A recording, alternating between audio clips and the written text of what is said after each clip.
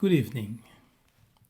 One thing that puzzles me about the evangelical church, not only in the United States but around the world, is how we embrace the Ashkenazic Jews as if they are the Israel of God. The notion that in 1948 the prophecy in regard to the re-establishment of the nation of Israel took place on May 14, 1948, is a falsehood, is a grave error belief by the evangelical church. In this video, we're going to give you 3 examples that will prove that the restoration of God's Israel has not been accomplished. The restoration, the prophecy that says that God is going to restore the children of Abraham, the children of Jacob, the nation of Israel. We're going to prove to you that that has been accomplished yet. That's not the case. The first example is that God says when it happened, it will happen in one day and in a moment. That's what we read in Isaiah 66 verse 8. There we read, God says, "Who has ever heard of such things? Who has ever seen things like this? Can a country be born in a day, or a nation be brought forth in a moment? Yet no sooner is Zion in labor than she gives birth to her children."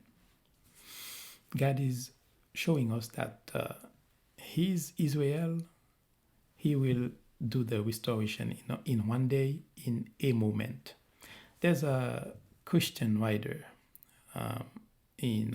while in the word.com who says, and I read, May 14, 1948, Israel became a nation again in a single day, fulfilling Isaiah 66, verse 8. Now let's assess how the Ashkenazic Jews become a nation and to see if that happened in one day, in a moment. The land that the Palestinians and the Ashkenazic Jews share today, that land was dominated. That land was owned by the Palestinians for 25 years, from 1942 to 1947. In the meantime, many Ashkenazic Jews kept moving from Eastern Europe to Palestine. As they kept moving, the Palestinians start become paranoid, suspicious of them, and violence took place. The violence got so bad that in 1947, the United Nations split the land and gave 50% to the Ashkenazic Jews and 50% to the Palestinians. However, they never stopped fighting. The fight continues. And then in 1948, the Ashkenazic Jews owned 70% of the land and declared themselves a nation. Now ask yourself, is this a nation? Is this a people that became a nation in one day, in a moment? No, it took them 25 years to fight, and it was the United Nations who intervened. And besides, to this very day, the fight continues. That's not how God says He will restore His Israel. He said He will do it in one day, in a moment. It's not going to be a human being or an organization doing it. It's going to be God himself doing it. And it's not going to happen through wars. God will do it his way. That's the first example that shows that the church is wrong, the evangelical church is wrong, that this is not God's Israel. Second example, we find it in Ezekiel 36, verse 24.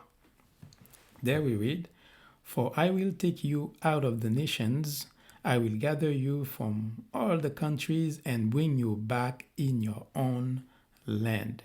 God said, secondly, when it's gonna be his Israel, he will bring all of the children of Jacob from every nation on earth. The next day of the restoration, there will be not one Israelite living in a different country. That's gonna be God's Israel. That's the second example that shows that we have not yet have God's Israel. Third example that we have for you, we find it in Jeremiah 30, verse 3.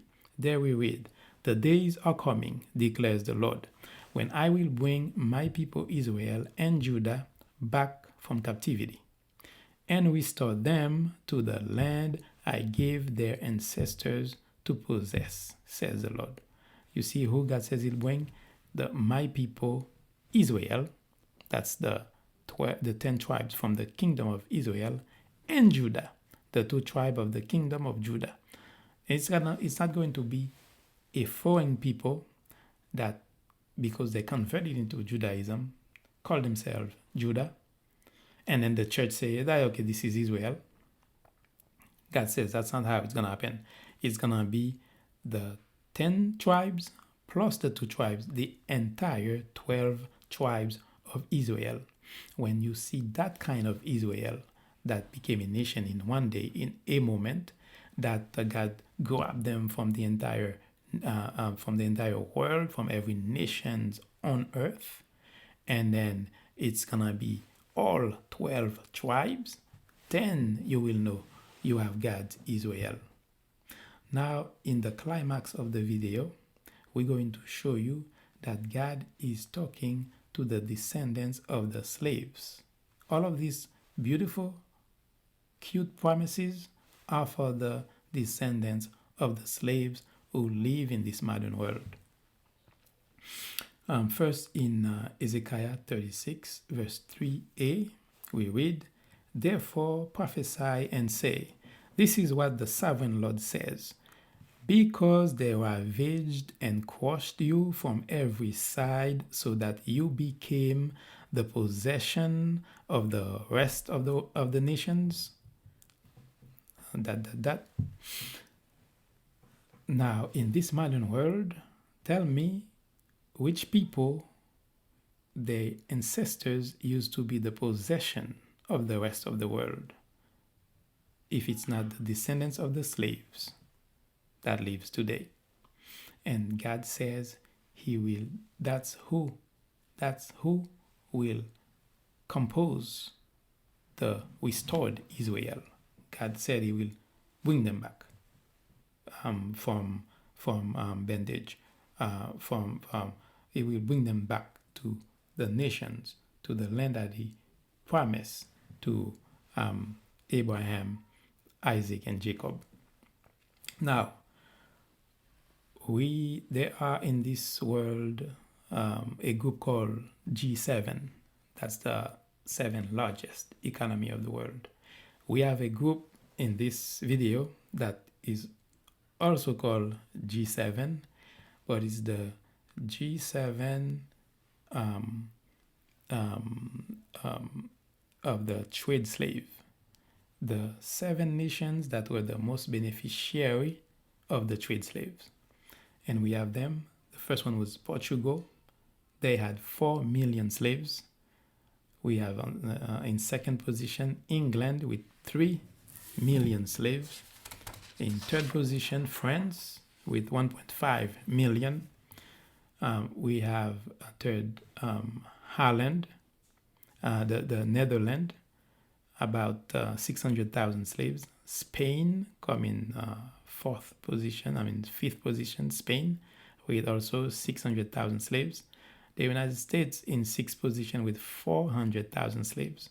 And Denmark in seventh position with 100,000 slaves.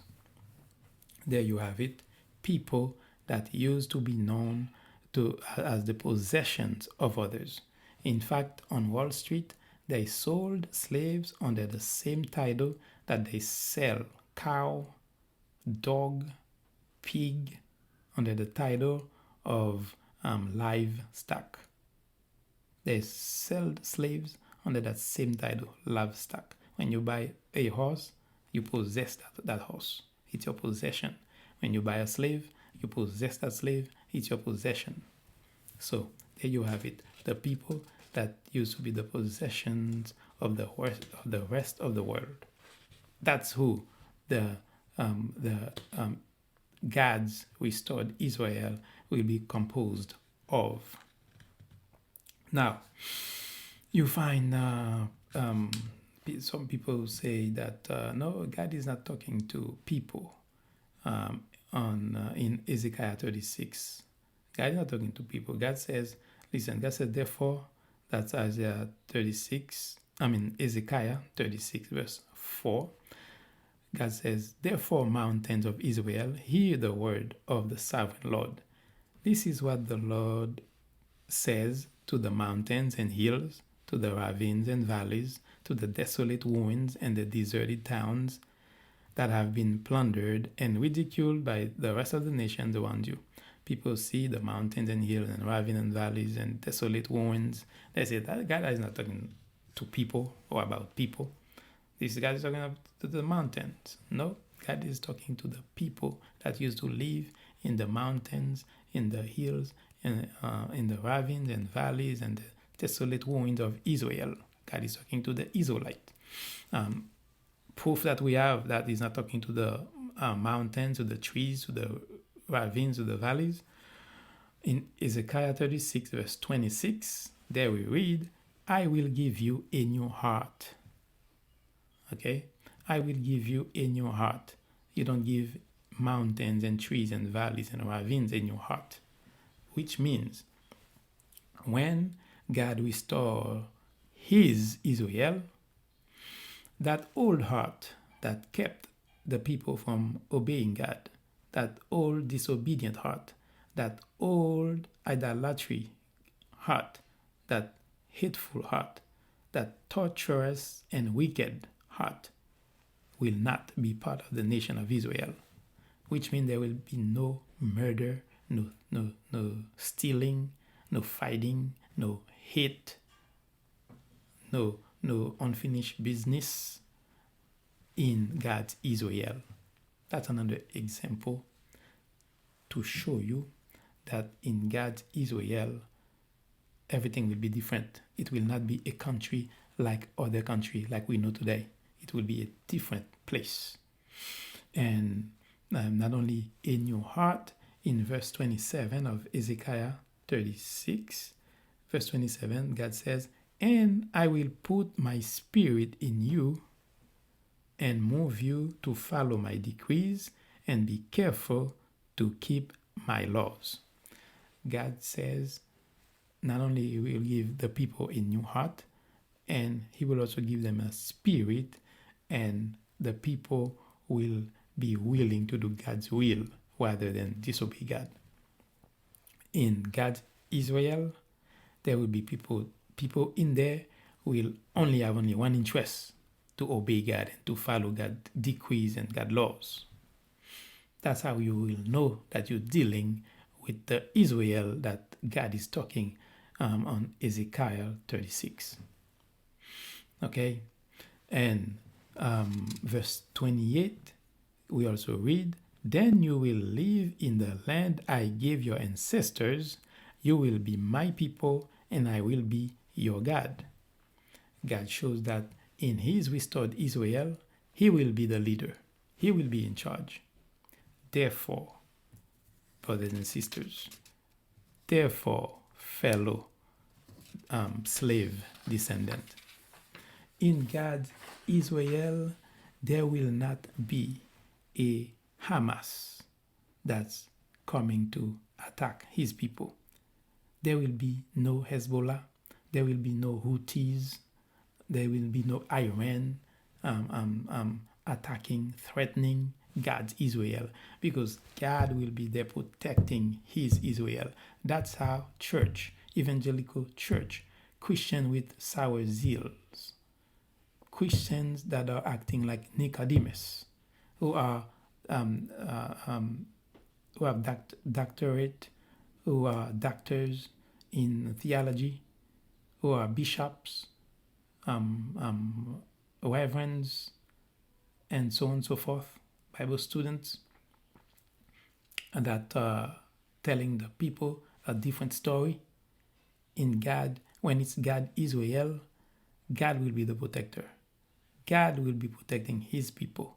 There will not be an October 7 surprise in God's Israel.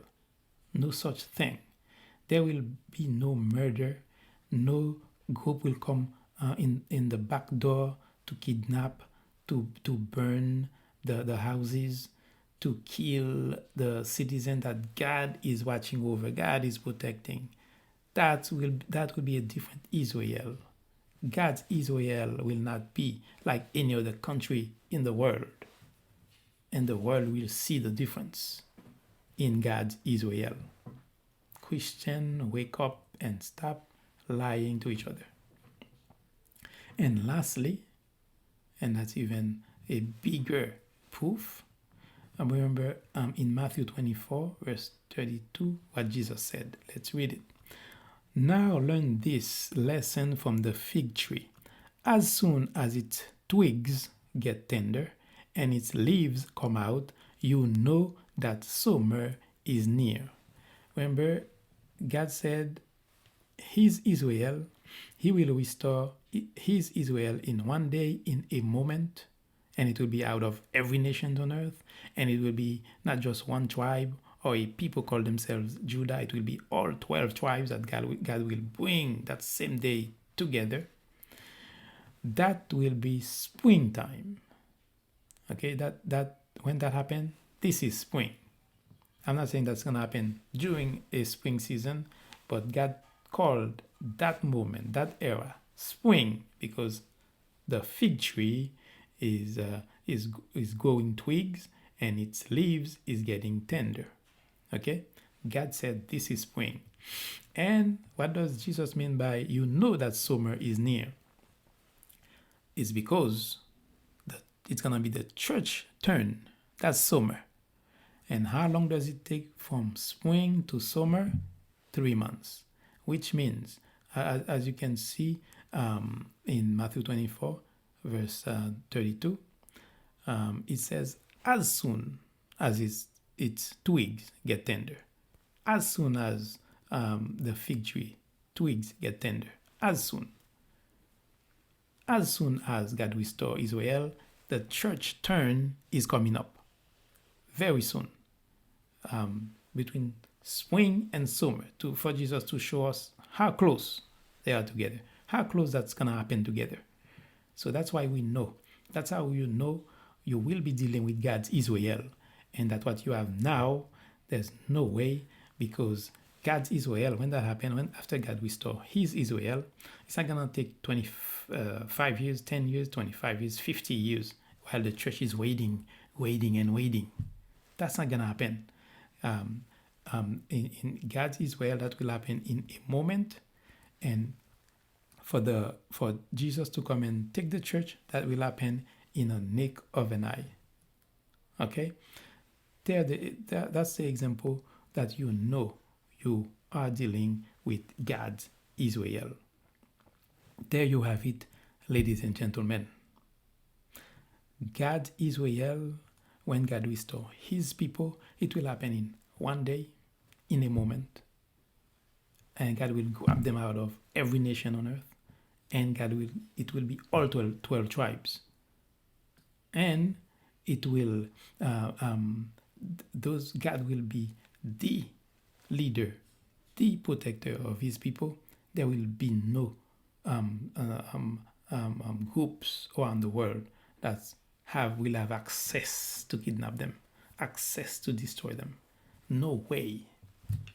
Christians, no way in a country that God will be physically protecting. We have to call out the errors, the mistakes of evangelical churches, evangelical believers who believe in all sort of nonsense. We see clearly that God, Israel, will be a different place, a different country, a different nation, run by God, well protected, well fortified, well governed. There you have it, beloved, that whatever you're going through today, know that your deliverance is not far, it's near, and it will be tremendous, and it will be satisfactory. Until we meet again, may the Lord richly bless you.